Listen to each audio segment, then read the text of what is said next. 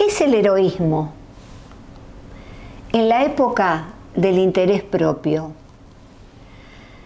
Y para definir correctamente el interés propio, vamos a auxiliarnos del gran pensador economista Adam Smith, escocés, 1723-1790, que escribió La riqueza de las naciones y muchos libros señeros sobre economía. Él dice que el interés propio es el valor que nosotros le damos a algo. Y ese valor que le damos a algo nos motiva a realizar conductas que nos lleven a lograr ese interés propio o beneficio personal. Lamentablemente, el interés propio es contrario al interés público o comunitario, aunque en un mundo ideal debiera haber un balance entre el interés personal y el interés público, ¿verdad? En una unidad holística. De hecho, el universo se mueve así, con esas polaridades. Pero nosotros acá, en nuestro mundo pequeño, pequeño en el sentido existencial, le damos más importancia al interés propio, que de hecho prevalece. ¿Cuál es la etimología y el concepto del heroísmo? Que por supuesto es la característica, la cualidad del héroe. En principio viene de dos raíces, del latín eros y del griego eros. El Real Academia Española, el diccionario de la Real Academia Española, da 5 definiciones de lo que es el héroe, ¿verdad?, del cual se deriva el heroísmo, y nos dice que es un semidios, es decir, que es un producto de la unión de un dios y un ser humano. Luego nos dice que puede ser un varón ilustre por sus hazañas o virtudes en favor de la comunidad. El que lleva a cabo una acción heroica también, circunstancial puede ser. Un auto está en llamas y sin importar nuestra seguridad física, corremos para auxiliar a esa persona. Personaje principal de todo poema, especialmente el épico.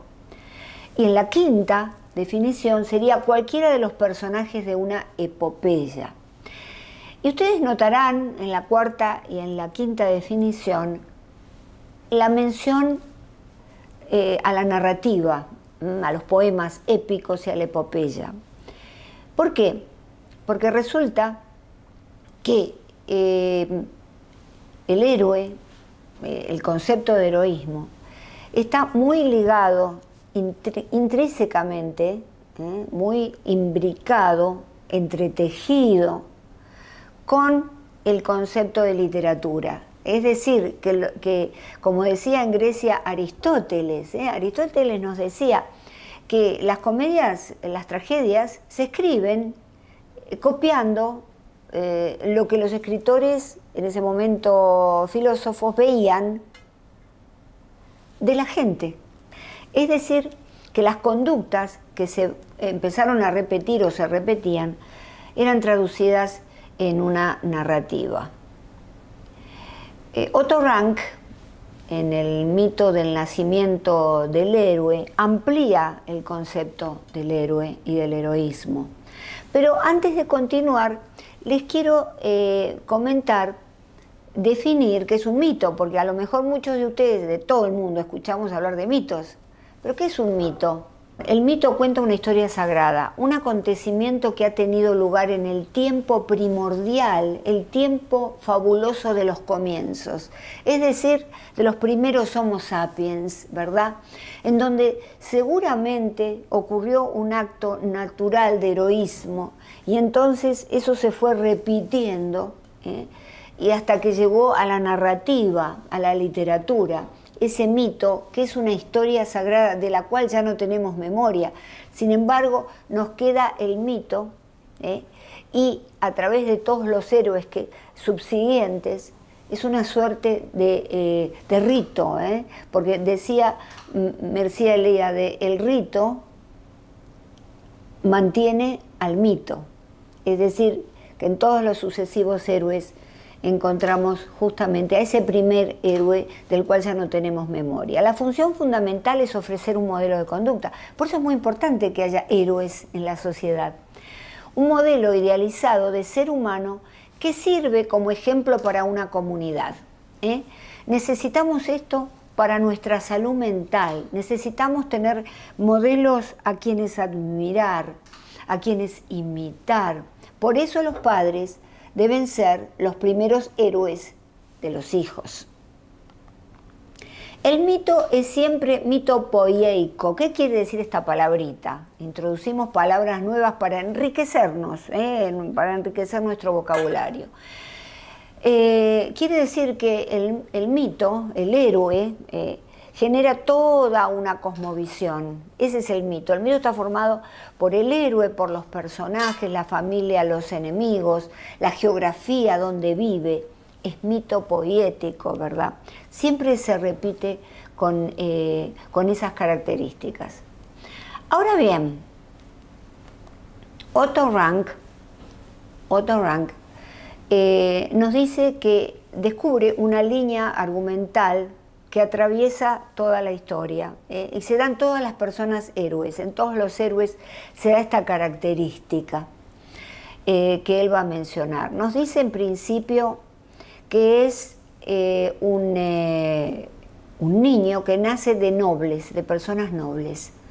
Pero el rey, por ejemplo, llevado por los consejos de alguien cercano al gobierno, o llevado por un oráculo, o llevado por un sueño, ¿qué les dice que ese niño lo va a destronar, lo va a matar cuando sea adulto? Deciden deshacerse. Esto es lo que pasa con casi todos los héroes, ¿verdad? Deshacerse de ese niño. Y entonces ese niño es un niño abandonado en una cesta o en un recipiente, en las aguas de algún río, en el monte, al final, en la cima de una montaña. También puede ser abandonado en un bosque, ¿verdad? Y es salvado por animales o personas humildes.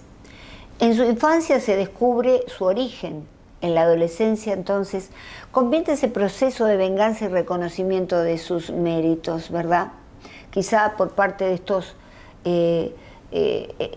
padres humildes que lo criaron, ¿verdad? Y el reconocimiento de los méritos de parte de él mismo. Esto se cumple en diversos héroes de diferentes civilizaciones, por eso lo anota en este libro que les recomiendo, El mito del nacimiento del héroe. ¿Cómo nace un héroe, verdad?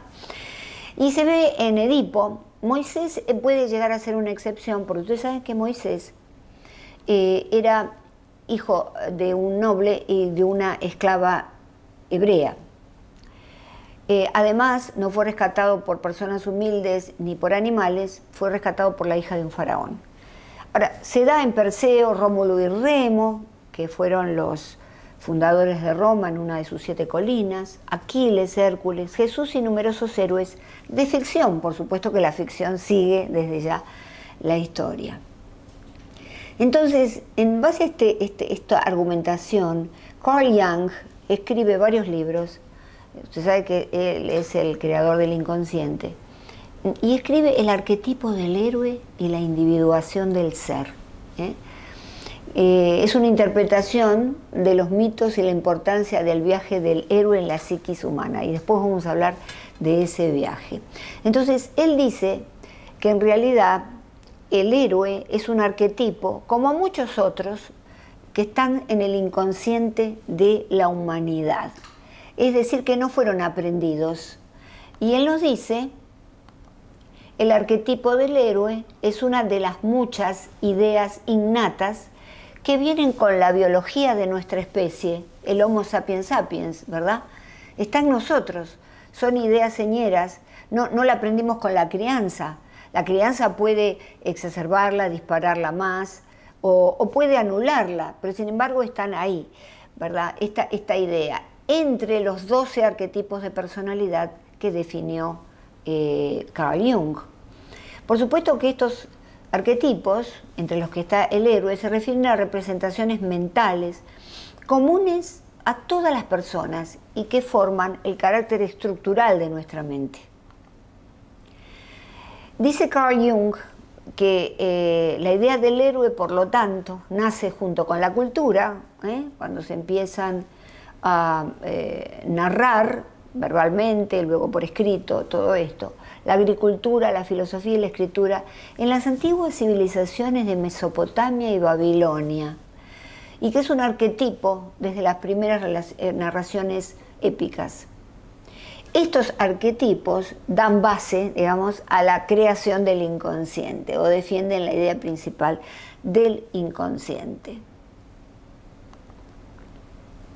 El héroe siempre salva a la comunidad o se salva a sí mismo, y ahí, cuando hablamos de salvarse a sí mismo, estamos justamente entrando en el corazón de la psicología, porque además de la literatura, la idea del heroísmo, del héroe, está entretejida también con la psicología, la filosofía, la sociología. Digamos, tienen muchos marcos referenciales dentro del vasto contexto de la noción de héroe y heroísmo. La figura del héroe es proteica. ¿Qué quiere decir? Otra palabrita. Proteico viene de proteínas, es decir que la figura del héroe es alimenticia, es nutricia. ¿Por qué? Porque queremos imitar a esa persona, queremos ser como esa persona, porque admiramos a esa persona y entonces nos produce sentimientos que elevan nuestro nivel humano. No cae en tautologías inútiles. ¿Qué es una tautología? Tautología es una repetición. En gramática, cuando decimos la mujer es una mujer, estamos haciendo una tautología, ¿verdad? Porque es una cosa muy obvia y la estamos repitiendo.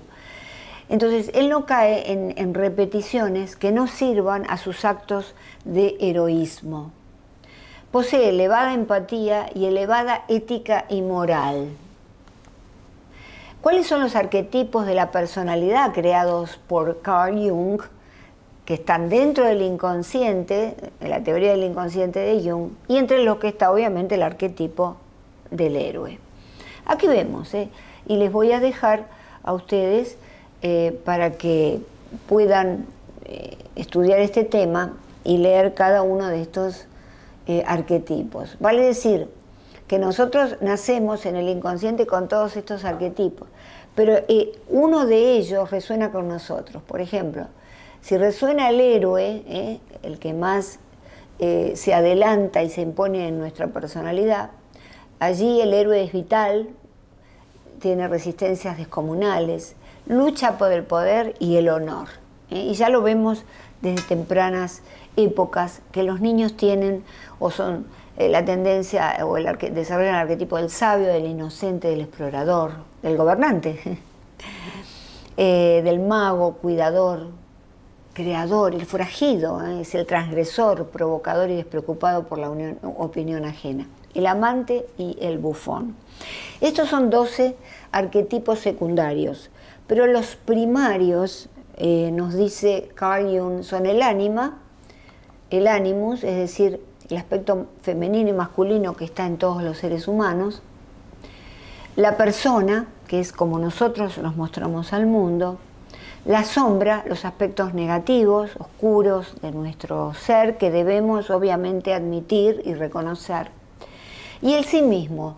Y lo puse en rojo porque el sí mismo es algo muy importante que vamos a ver en las próximas imágenes. Entonces, el arquetipo del héroe para Jung implica una serie de imágenes. Por ejemplo, Carl Jung dice, todos los héroes se representan luchando contra el dragón, el gran antagonista, que puede ser un monstruo, no necesariamente un dragón, pero bueno, generalmente. Sin embargo, la principal lucha del héroe es una lucha interior, nos dice Carl Jung. Notable es esto, ¿verdad? Porque también hay una suerte de heroísmo íntimo en poder autorreflexionar acerca de quiénes somos. No tiene nada que ver esto con lo griego, el mundo de las narraciones griegas. Qué importante que es para uno reflexionar acerca de quién uno es y tener el valor, la valentía, la fortaleza de ser uno mismo. Eso es muy importante. Entonces, cuando uno ingresa en este proceso de autorreflexión, encuentra la lucha vital por el sentido. ¿Cuál es el sentido de mi vida? Y empezamos el desplazamiento de una visión egocéntrica, que es el de los niños, solamente yo en el mundo, a ver qué hago yo, cómo me beneficio yo, hacia algo más grande que el yo, que es el sí mismo. El sí mismo es una unidad que integra la conciencia y la inconsciencia, el consciente y el inconsciente. Es decir, que pasamos de un estado a un estado superior de conciencia, que implica el pasaje de la infancia a la adultez. Los niños prevalentemente son egocéntricos, pero después hay que llevarlos a que miren a los demás, que no se queden dentro de sí. Esta época es una época donde estamos mirando exclusivamente hacia nosotros mismos. Entonces, de esta manera podemos incurrir en el pasaje del egocentrismo a la otredad. ¿De qué es la otredad? Son los otros. Encontrarnos con los otros, auxiliar a los otros, ayudar a los otros, sin que haya un beneficio propio. Y si hay un beneficio propio, que bueno, que sea un beneficio para ayudar a la comunidad. El gran mitólogo y escritor Joseph Campbell, muerto en 1987, era estudioso de las mitologías y las religiones comparadas. Escribió varios libros. Uno de ellos, El héroe de las 1000 caras, en relación a lo que hablaba Otto Rank y Carl Jung. Carl Jung, recordemos que fue un médico psiquiatra suizo, nacido en Kew, Wales, y que además fue alumno o fue discípulo, mejor dicho, de Freud, con el cual trabajó.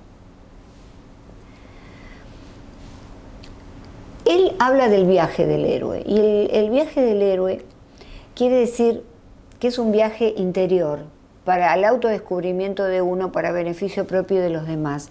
Y nos dice que hay que salir del mundo conocido al mundo desconocido. ¿Cuál es el mundo desconocido? Todas estas cosas que adentro tenemos y que no conocemos. A veces vamos por la vida ligados a un paradigma, lo que somos por lo que nos dijo mamá y papá. Bueno, somos esto y nos conformamos. Hay que atreverse. Esto es un llamado a la aventura. Y entonces pasar ese umbral de lo conocido a lo desconocido implica una transformación. Entonces, por supuesto que esa transformación tiene retos y tiene tentaciones, pero si nosotros continuamos y llegamos a la revelación, él le llama el abismo, es decir, la muerte de quien fui y el renacimiento, es decir, eso es ser héroe para sí mismo, eso es salvarse. Luego viene la transformación, la expiación y el regreso con una bendición. Por eso él habla de los 3 pasos. Del viaje siempre se regresa con un don, porque descubrimos algo nuestro importante. Y además, no solamente lo descubrimos en nosotros, si ayudamos a los demás, descubrimos dones también. Pero hay que hacer primero este primer paso de proceso de autorreflexión, de introspección. El segundo es ese don que aprendimos, que descubrimos, aplicarlo al mundo ordinario, ayudando a los demás. Y luego el regreso a casa, renovado, transformado.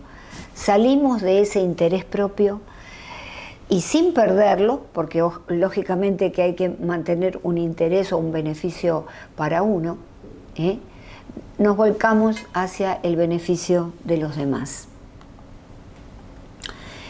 Joseph Campbell también fue el que habló sobre la teoría del mito único o monomito, vale decir que es un mito único, como hablaba Otto Rank, que se repite a lo largo de todas las épocas, no importa qué tiempo, qué año, qué geografías, ¿verdad? Y todos los héroes repiten este viaje, ¿verdad? Y entonces, para describir un poco el tema, vemos el viaje de Jonás. Pero Jonás fue indicado a ir a la ciudad de Nínive, donde había grandes problemas, para hablar con la gente que vivía allí. Fue indicado por Dios desde ya. Pero él no se sentía, digamos, con con la suficiente energía o no se sentía capaz, tenía una autoestima baja. Y entonces toma el barco y en lugar de ir hacia Nínive se va a Tarsis, otra ciudad opuesta. En el camino ocurre una gran tormenta, una tormenta tremenda. Los marineros de ese barco lo tiran al agua a Jonás porque dice, como desoyó las indicaciones de Dios, este es el castigo, vamos a morir todos, entonces vamos a arrojarlo al agua. Lo arrojan al agua y cae en las fauces de una ballena. En esa ballena pasa 3 días, en el vientre de la ballena, 3 días y 3 noches. Por supuesto que es una metáfora, ¿verdad? El vientre de la ballena es el interior personal de uno, en donde uno tiene que descubrir sus dones. Entonces, 3 días y 3 noches reflexionando hasta que la ballena lo escupe a orillas de una playa. Y ahí dice, ahora sí me doy cuenta que esta es mi responsabilidad, que este es mi llamado a ayudar. Esto es lo que tengo que hacer, y entonces va hacia la ciudad de Nínive. Vale decir que a veces nosotros no cumplimos con nuestro destino para el que estamos diseñados porque no lo buscamos, nos conformamos con el paradigma, con lo que me dijo mamá y papá, y entonces seguimos adelante. Y hay que ser un héroe para con uno mismo y descubrir todos esos dones para después también volcarlos al mundo. ¿Cuál es la clasificación de los héroes desde la mitología y la literatura? Y vemos que tenemos, por supuesto, al famoso Hércules, que es el héroe mitológico, fuerte, audaz, valiente. Luego tenemos el héroe romántico, el Don Juan, un hombre que es de carácter un poco depresivo, que es capaz de morir por la amada. Ese también es un héroe romántico. Edipo Rey, digamos que sería el héroe trágico, un hombre que quiere torcer el destino, no quiere matar al padre, ni quiere casarse con la madre, pero termina sucediendo eso. Ustedes saben la historia de Edipo, el oráculo, el rey, justamente aquí se ve el mito perfectamente, le dice, tienes que deshacerte, le dice al padre que era un rey, un noble, tienes que deshacerte de ese niño porque va a matarte cuando sea adulto y vaya a ser con la madre. Entonces lo dejan colgado de un árbol. Edipo quiere decir el de los pies hinchados. ¿Por qué? Porque estaba colgado de los pies en un árbol hasta que lo encuentra una persona humilde, lo rescata, pero tiempo después, como sucede en estos mitos, se descubre que es el hijo de ese rey. Y él decide huir de ese destino, porque dice, a pesar de que fui criado por otras personas, quiero huir de ese destino. Y entonces, huyendo, corriendo en un caballo, se encuentra con un coche que llevaba gente adentro, un coche noble, y entra en una pelea, y dentro de ese coche tirado por caballo estaba el padre. Y entonces lo mata. Va hacia la ciudad donde estaba el rey, y como no sabe que era la madre lo conoce y se casan. Y lógicamente después la tragedia termina que él se saca los ojos, ¿no? Cuando se da cuenta que en realidad el oráculo, la premonición se había cumplido. Sin duda que es algo trágico. Y después tenemos el épico rey Arturo. En todas las epopeyas aparece este hombre fuerte, ¿no? Capaz, como fue el único, de sacar la espada de esa piedra, ¿verdad? Y formar la orden de los caballeros templarios, de la mesa redonda, en fin, un gran héroe también épico. Y hoy tenemos de ya los superhéroes. Y los superhéroes tienen que ver con una cultura en la que todos queremos, nos sentimos tan mal, estamos tan, digamos, alejados de ese heroísmo, de ese desinterés, que lo volcamos a los superhéroes. Entonces nos encanta ver todas estas películas, hay gente que es fanática de ellos, porque de alguna manera yo me miro en esa persona y me siento identificada y digo, bueno, por un momento yo soy ese superhéroe, que en realidad hoy prácticamente no hay. ¿Cuál es el heroísmo en la modernidad, verdad?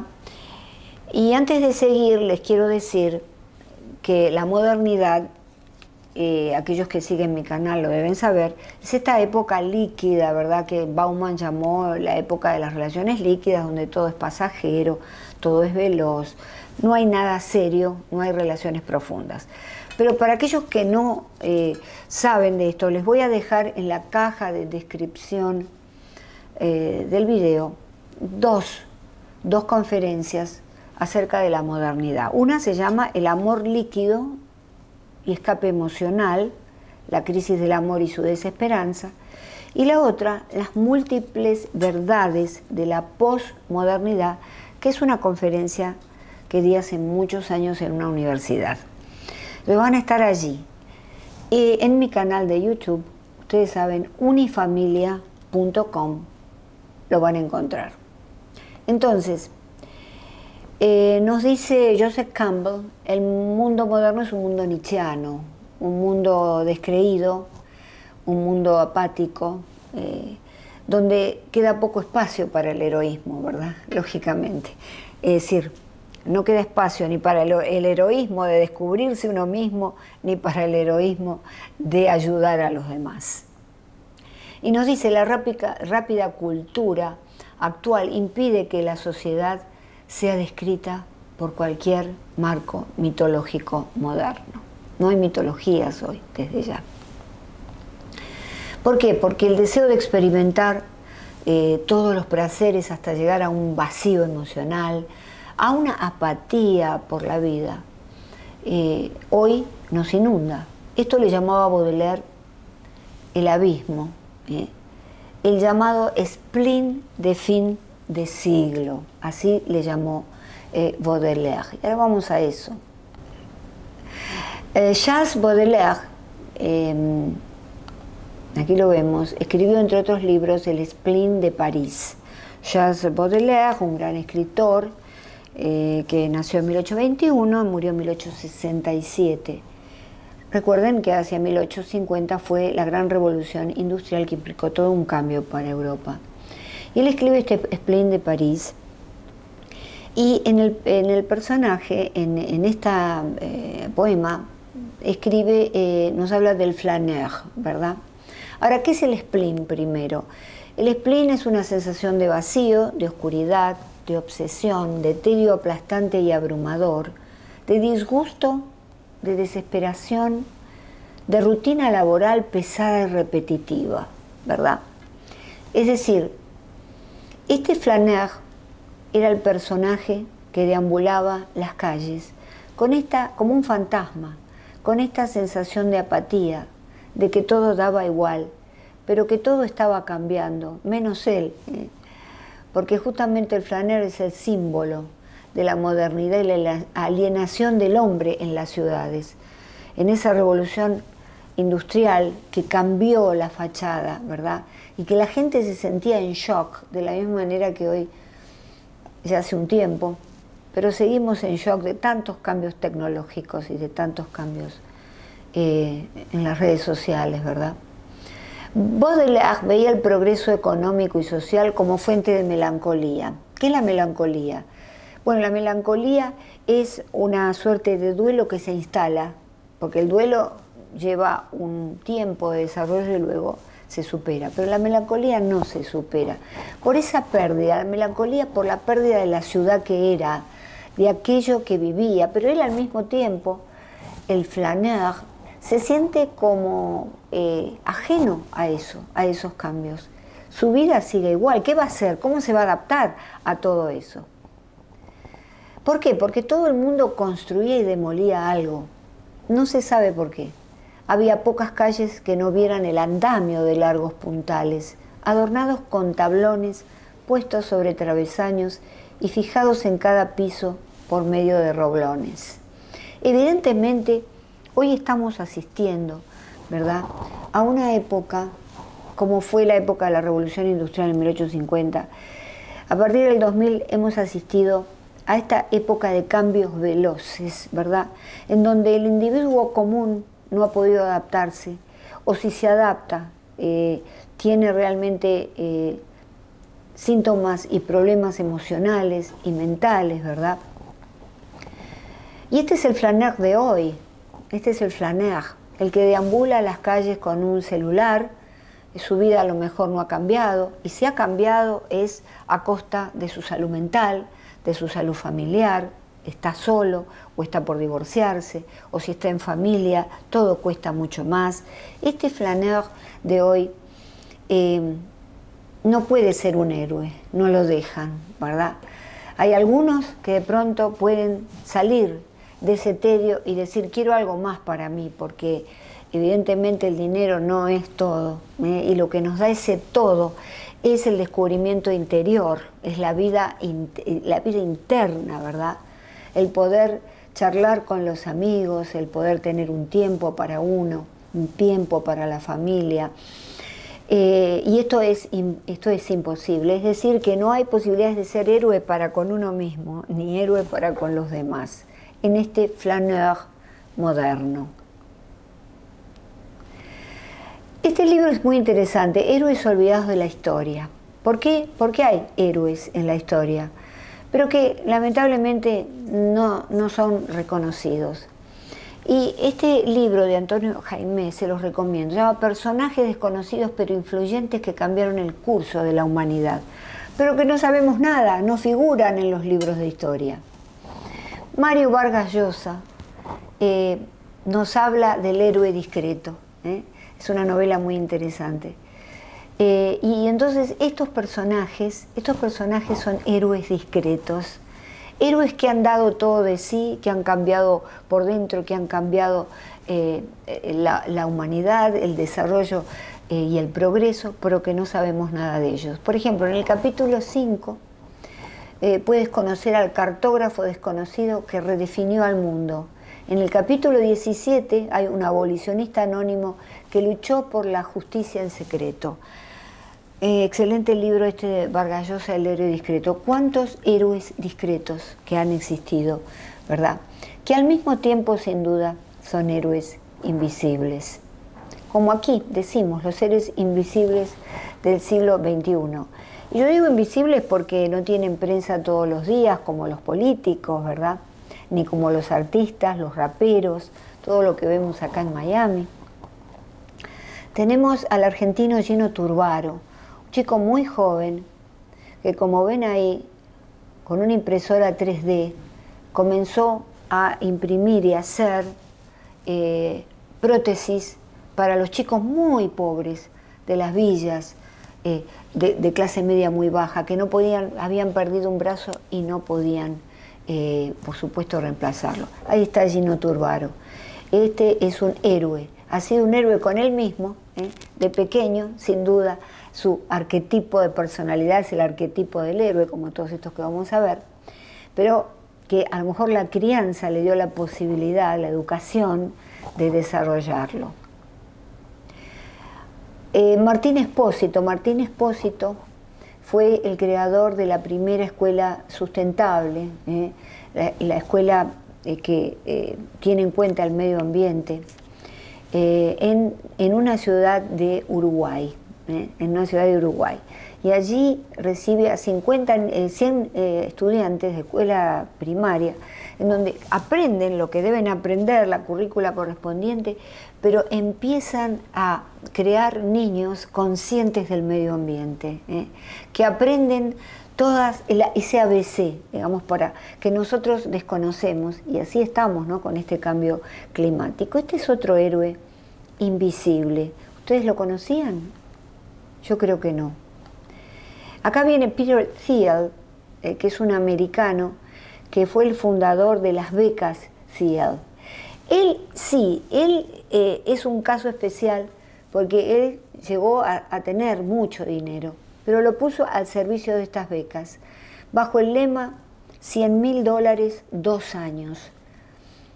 Hay ideas que necesitan dinero para venderse, ¿verdad? Y entonces son becas para niños menores de 23 años que han inventado algo muy grande, pero que no tienen dinero para desarrollarlo. Él se los da y ha creado muchos jóvenes millonarios que no tengo nada contra el dinero es importante, pero es importante si primero no descubrimos nuestro don interno, no descubrimos nuestra vocación, quiénes somos nosotros para poder después compartirlo con el mundo. Y tenemos acá también a Malala, una joven pakistaní que a los 17 años recibió el Premio Nobel de la Paz, porque ha luchado desde sus tempranos 17 años, tiene 27, para que todas las mujeres del mundo reciban educación, particularmente las mujeres en su país. Y ha luchado de manera tan denodada que, y estamos orgullosos, las mujeres, recibió un Premio Nobel de la Paz. Entonces, estos son héroes invisibles, héroes que tenemos que hablar todos los días de ellos, porque lo que sabemos es, conocemos al hartazgo de los políticos, ¿no? Y todas las estrellas de la canción y de la moda, pero estas son las personas que tienen que resonar porque deben ocupar un primer plano para que nuestros hijos, además de los padres, porque los padres tenemos que ser los principales héroes para ellos, puedan reflejarse en otras personas no de su generación, pero de su tiempo sí. Entonces, ¿cómo enseñar a los hijos las cualidades del héroe, no? Y nos vamos a un gran psicólogo contemporáneo, Philip Zimbardo. Philip Zimbardo es el director, el líder de Heroic Imagination Project. Es un proyecto para poder desarrollar la imaginación y hacer héroes que creen proyectos nuevos. Él nos dice, en el tema de cómo enseñar a los hijos las cualidades del héroe, él nos dice no huir de situaciones difíciles, nos dice a nosotros los adultos, sino enfrentarlas, enseñar a nuestros hijos a enfrentarlas, practicar la empatía, que implica la compasión, que implica ese conmoverse con el otro, es decir, moverse con el otro, sentir, ponernos en los zapatos del otro, qué le está pasando y ayudarlo si podemos. Y dar el ejemplo, porque los padres somos los primeros ejemplos de los niños, aquellos que podemos hacer de ellos grandes hombres y mujeres, o todo lo contrario, ¿verdad?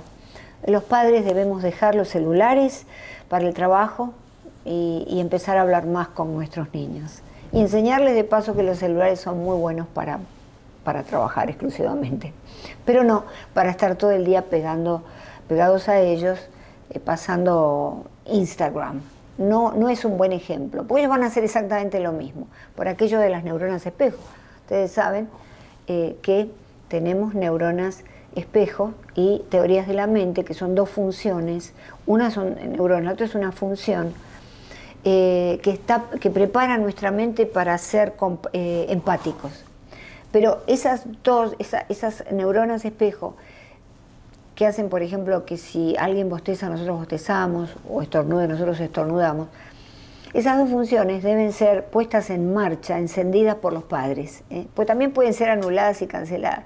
Por eso hay individuos que no tienen empatía. Tenemos todas las características, pero no pueden desarrollar la empatía. Qué importantes somos los padres. En el 90% de los casos, 95% de los casos, ustedes me dirán, ah, bueno, pero yo conocí a alguien que tuvo padres que lo golpearon y salió siendo un héroe. Bueno, hay casos muy particulares, ¿verdad? Hay casos muy particulares que en psicología se llaman formaciones reactivas, que de un ambiente muy hostil, él puede crear o ella para sí un ambiente propicio para el desarrollo personal y la salud mental. Y los dejo con esta frase del gran Arthur Ashe, un gran absoluto campeón de tenis de mi época. El verdadero heroísmo es notablemente sobrio, muy poco dramático. No es el impulso de superar a todos los demás a cualquier costo, sino el impulso de servir a los demás a cualquier costo. Los dejo con esta frase para que les resuene y puedan de alguna manera reflexionar sobre ella. Los espero en este reinicio de mis charlas, de mis conferencias, como siempre, en 2 semanas, para otra próxima entrega de las conferencias de Universidad de la Familia, ahora sí. Como siempre les digo, cuiden a aquellas personas que aman y cuídense ustedes mismos. Hasta la próxima.